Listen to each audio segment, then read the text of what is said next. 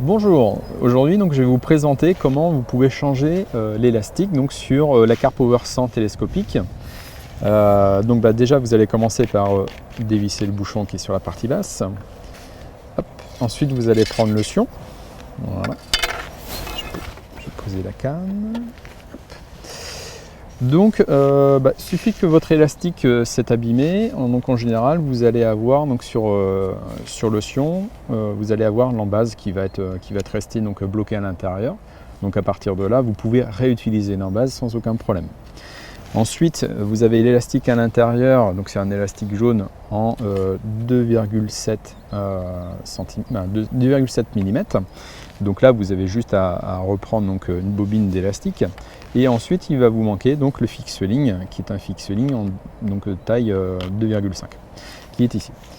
Avec ces trois accessoires, vous allez pouvoir donc remonter votre sion élastique. Et si toutefois vous avez perdu donc cette petite embase, donc l'accessoire qui va donc au bout du sion, vous avez la possibilité de venir utiliser un cône. Donc c'est le cône en taille 9 mm, 13 mm qui ira parfaitement pour ce sion. Alors donc si je fais la récapitulation de tous les accessoires dont vous allez avoir besoin donc soit de l'embase qui est déjà existante, soit du cône, donc les deux font la même affaire. Ensuite donc le fixe-ligne qui est ici. Ensuite donc l'élastique en 2,7 mm et le passe élastique qui va vous permettre de passer facilement votre élastique. Une paire de ciseaux pour pouvoir couper proprement votre élastique. Voilà, donc nous allons commencer par passer l'élastique à l'intérieur du sion.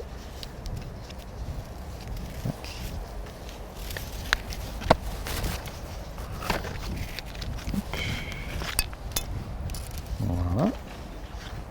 Donc on commence par la partie, donc on va l'insérer à l'intérieur du sion. Je vais la faire coulisser. Donc cet accessoire là, il me permet de facilement faire passer l'élastique dans le sion. Donc là ici vous avez une petite boucle dans laquelle en fait vous allez venir mettre l'élastique. Voilà, donc sur 1 cm et vous le serrez comme ça, tac, vous prenez les deux côtés, vous le serrez et là du coup l'élastique se retrouve bloqué à l'intérieur. Et ensuite vous allez avoir juste à tirer donc de l'autre côté du sion et comme ça votre élastique va passer sans aucun problème à l'intérieur de votre sion. À ce moment-là, donc je vais avoir un surplus d'élastique. Je viens prendre donc l'embase. Donc là, pour fixer l'embase, ça va être assez simple. Donc vous la passez une première fois à l'intérieur, donc dans le trou qui est suffisamment gros.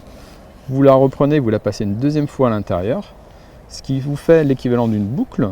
Vous venez le passer tac, comme ceci, et là, hop, vous venez le serrer. Voilà, tel que c'est là, ça va fonctionner. Si vous voulez assurer le coup, vous venez y faire un nœud supplémentaire que vous faites glisser jusqu'au bout. Et là, votre embase sera suffisamment fixée, il n'y a aucun risque que ça se détache. Vous venez avec la paire de ciseaux couper l'excédent d'élastique. Et ensuite, vous tirez donc sur l'élastique. Voilà. Et l'embase va venir à l'intérieur, tel que c'est là. Et donc là, ça va venir embuter contre le sion. Ensuite, donc on arrive sur le haut du sion. Donc là, on vient volontairement couper 10 cm, environ 10 cm au-dessus du sion. Voilà, tel que j'ai fait ça. Vous prenez donc le fixe-ligne. Le fixe-ligne, il est en deux, donc il est composé de deux accessoires, donc le capuchon. On va volontairement passer le capuchon à l'intérieur. Pour me faciliter la tâche, je vais volontairement couper en biseau l'élastique. Vous voyez, il est en biseau. Je le passe à l'intérieur du fixe-ligne. Et comme pour l'embase, on va faire exactement le même type de nœud. Je vais donc prendre le surplus, je le repasse à l'intérieur. Étant donné que j'ai passé le biseau, il passe très facilement. Je passe à l'intérieur, je fais la double boucle. Tac, voilà, tel que c'est là. Donc là, il est bien protégé. Je refais une deuxième boucle, telle que ceci. Je la fais glisser pour aller embuter. Voilà, donc là, le double nœud fait que ça ne pourra pas se défaire. Là, je peux tirer très fortement dessus.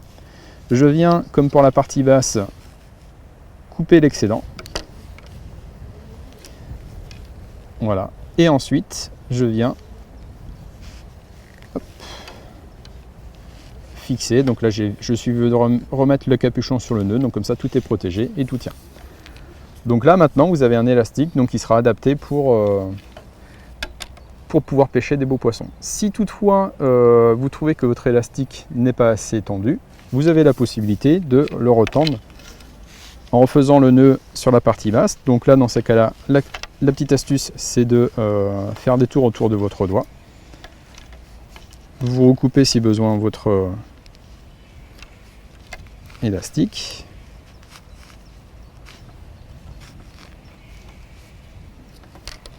Tac. Et là, on refait le même nœud que tout à l'heure. Donc, je le passe une première fois à l'intérieur. Voilà. Je repasse une deuxième fois à l'intérieur. Voilà. Je passe autour. Donc là, je lui ai volontairement remis 10 cm de plus. Je fais un deuxième nœud. Je fais glisser sur la partie basse. Voilà, j'ai bien tiré, ça ne bougera plus. Je recoupe l'excédent. Et là, du coup, on va avoir un élastique qui est suffisamment tendu, donc pas trop, mais juste ce qu'il faut pour qu'il revienne de lui-même à l'intérieur du fion. Donc ça sera parfait. Au départ, le premier montage que j'ai fait n'était pas assez tendu. Vous avez vu, il y avait à peu près 2 cm d'élastique qui pendouillait. Donc ça, c'est la fonction, donc j'ai l'embase. Si toutefois, vous avez plus assez vous avez perdu aussi cette embase, vous avez la possibilité de remplacer cette embase par une tulipe, donc un cône exactement, voilà, par un cône qui est ici. Donc là, l'astuce, c'est que vous venez faire une boucle tout à fait normale.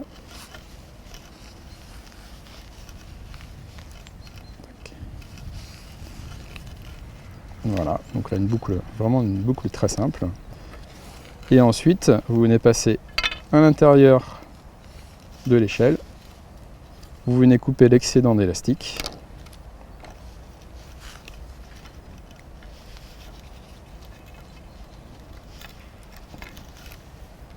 Voici, tac. Et après vous le laissez arriver donc à l'intérieur. Voilà. Et donc là, il est à l'intérieur. Si vous avez besoin de le récupérer, donc vous avez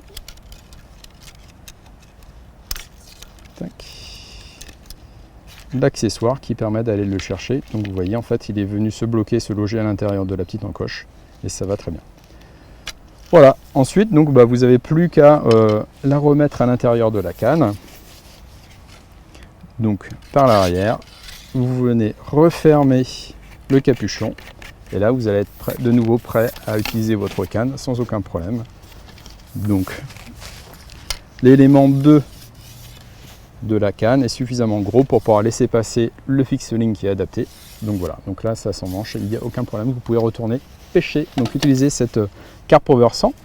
Donc en espérant que cette vidéo de montage, de réparation de votre élastique vous aura servi et puisse vous aider à mieux refaire votre fion élastique pour les prochaines fois dont vous en aurez besoin. N'hésitez pas à nous suivre sur les réseaux pour voir d'autres vidéos de ce type.